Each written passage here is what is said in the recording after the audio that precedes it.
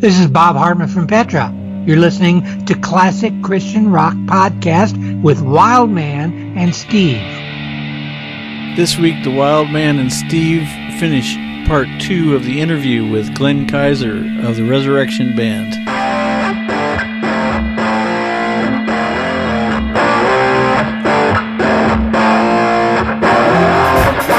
I wanted to hear, if you don't mean it, what the heck are you doing?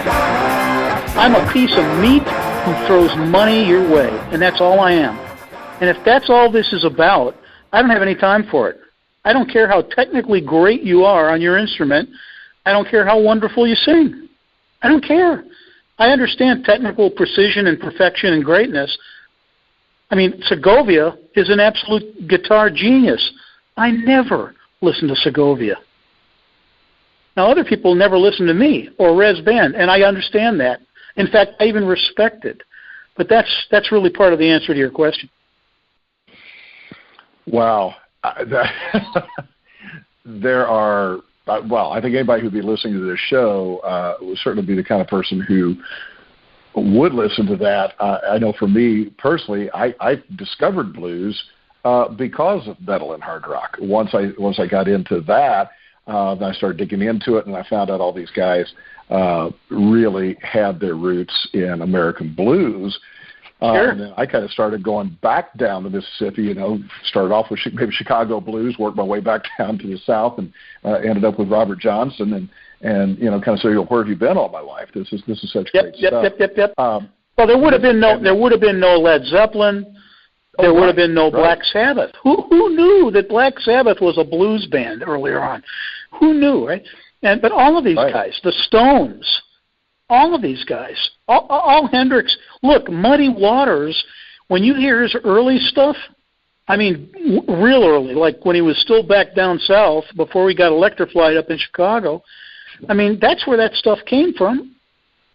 Oh, absolutely. A name that seems like it comes up not infrequently on our podcast as we talk to different artists and vocalists that they admire. The name David Coverdale comes up a lot from Deep Purple and Whitesnake, and I know Muddy Waters was one of his huge influences and a particular favorite of his. But I just got to ask a personal question. This is purely for Steve, and I don't know if anybody out there listening to this would relate to this question. But you talked lyrically about the blues, and certainly the Psalms. Yeah, you look at that would certainly. In fact, that would make a great album. Just doing some of the Psalms in a blues style. But why does blues music do what it does to my soul? And you're a guy who plays it, so I know it does what it's doing to your soul. I know plenty of my friends who are like, yeah, I'm listening to that. Nothing. Just, flatline. Just doesn't do it for me. And for me, I'm screwing up my face. My whole body's into it just when I'm listening to it. What is it about blues, the music, that really just, for some of us, just twangs something down deep in the soul? Well, I have to say, musically speaking, if you think about it, and the easiest way to explain this is not by talking about the pitch, whether the song's in E or, G or A or whatever. Not some of it's minor chords. I think there's a reason why laments are the biggest category in the Scripture. And when you think about Israeli music, Jewish music, you think about minor chords. We live in a fallen world. We live in a broken world. We live in a now through a glass darkly, then face to face. Then is not now. Blind, brutal, moment-to-moment triumphalism, even in the church, is not honest. And not only unbelievers know that and judge us for it when we come across that way, but other Christians often go, what is missing here? And the blues deals with hurt and struggle and flat tires, and sometimes it shrugs. I'm talking musically, sonically, and just basic, and sometimes it laughs a little bit, just kind of chuckle. Well, hey, bro, that's the way it is. Straight up, dude. Funny thing happened to me on the way to the bank, man. I got robbed, you know. I mean, and then when you get into the lyrics, you hear that too. But there's another way I can express this. If you think about a lead guitar player in a blues band, whoever's playing the melody stuff, a harmonica player, harp player, sax player, saxophone, keyboardist, who's ever doing the melody and the solo stuff, they're mimicking the human voice. They're mimicking the vibrato and the feeling that's inside a great singer as she or he is singing. You know, it's not amazing grace. No. Amazing grace, how sweet the sound. Man, I've been there. I've needed it, and I got it, and I'm thankful. And it's like, man, I remember being hungry and poor and feeling it, and I wasn't real happy. And I understand the pain factor of life.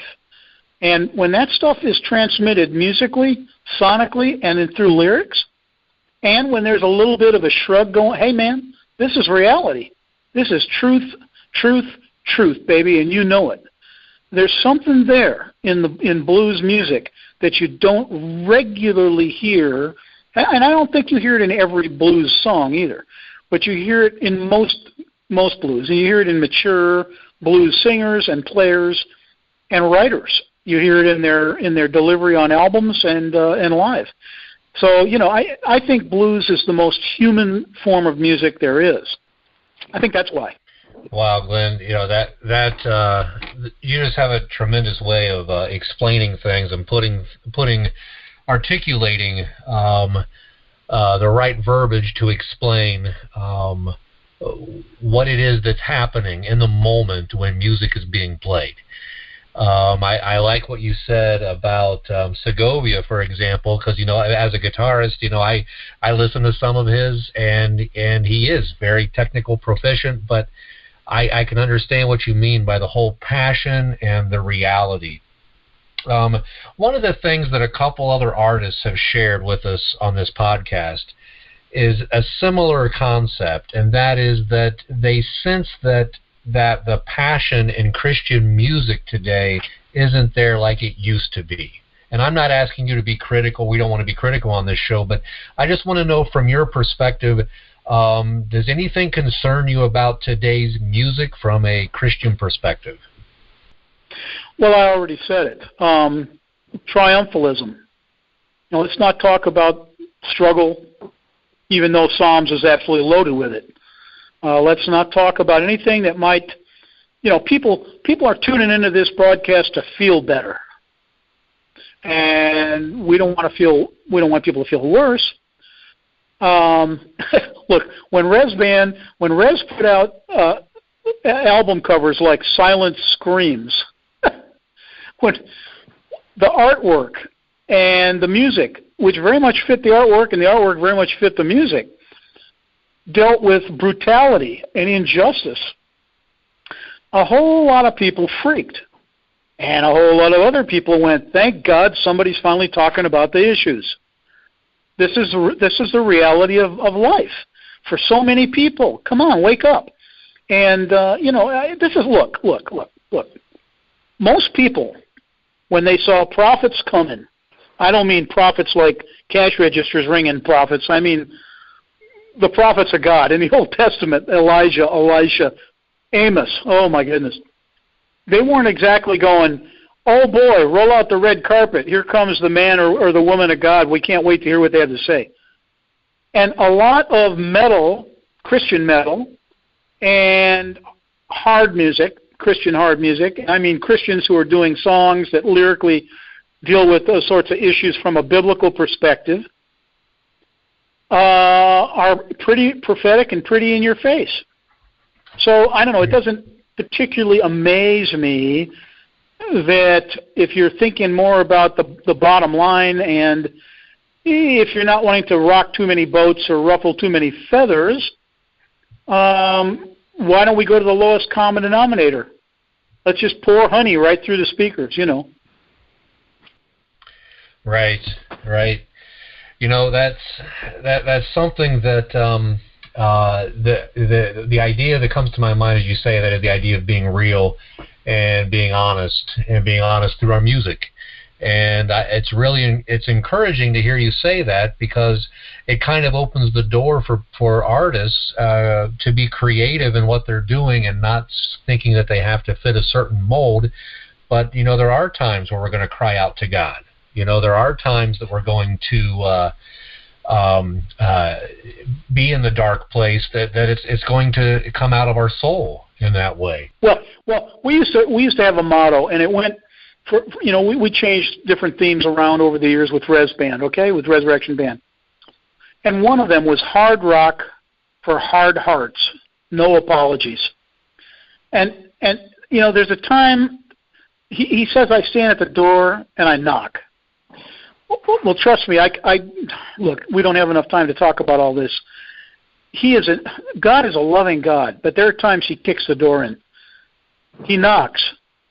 He's not going to force you, but he will write on your wall in Technicolor, in 3D, flashing. I mean, he knows how to get our attention, and sometimes it's, what did Jesus say? If anyone would come after me, he must deny himself, pick up his cross, pick up his self-denial, pick up his cross daily, what? Yeah. And follow me. What did Jesus say? In the world you shall have sweetness, light, and unending ice cream on your cake. He said, in the world you shall have tribulation. Now the second half of the verse is, but be of good cheer, I've overcome the world. The Christian church often runs to rejoicing with those who rejoice, but we're not always so good at weeping with those who weep. And I'm not saying everybody all the time, everywhere. I'm just saying it's so easy. That's why I use the term triumphalism. Look, now through a glass darkly, where none of us are going to have all the answers now. Sometimes, by the way, the answer from God, apparently, in this life, for you, me, whoever, is no. Sometimes the answer from God is not yet, or not the way you want it. See, all of that stuff is, man, you start writing lyrics and accompanying music that deal with that kind of stuff, that's not exactly huggy, kissy, make more money, tour the mega arenas and pack every church in, because you're not safe anymore. Aslan, as C.S. Lewis wrote about, his analogy to Jesus, Aslan is not safe. He's not a tame lion, but he's good. He's good. Not tame, but he's good. So people might mean it to you for bad, but the Lord means it to you for good. But it's difficult in COVID-19 land. It's difficult when your job no longer exists. Some people get healed of cancer, and some people die of cancer. I've known plenty of people on both ends of that spectrum who absolutely love Jesus and believe. See, people don't want to hear that message of balance. Many people want to simply hear, come to Jesus, everything will be all right from then on. All your prayers will get answered. The ice cream truck will literally park in your backyard 24/7, 365, come and get it. That is not the God of the Bible. That is not human experience, whether you're a believer or not. Whether you could be an atheist or a serious committed follower of Jesus, and life sometimes really is rough. It hurts. Bad things come down, man. Bonhoeffer was hung by the Nazis 2 weeks before his concentration camp was liberated. It's like, God, what were you thinking? How the church could have used Bonhoeffer to hang around, but instead, apparently the Lord allowed those demonized crazies to take that man's life. And so, we don't, in the world you shall have tribulation. This is why we have got to face up to various styles of music and various deliveries of the good news. It's not always going to be kiss, hug, nice and gentle, the sun's forever